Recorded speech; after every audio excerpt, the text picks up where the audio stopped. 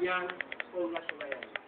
Kumbaga, please, maging cohesive pa kayo, maging masyado pa kayong umikting pa yung tikis ng section niyo. Okay? So, please stand as one. Hindi pa to, marami pa. Yan tinatawag, dalawang value palistay. Marami pa yung mangyayari. Okay?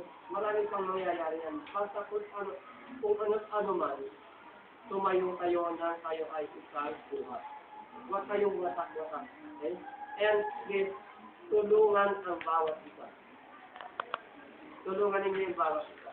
Hindi kayo magiging successful kung hindi kayo nakakatulong. Yan pang isang dapat ninyong tandaan. Ang pinaka masarap na pakiramdam ay kapag kayo ay nakatulong. Totoo yun. Totoo. So yun. Please, yung inyong, huwag niyo masyadong iisipin yung sarili niyo when you are relating with somebody. Okay? So guys, I would like to thank you.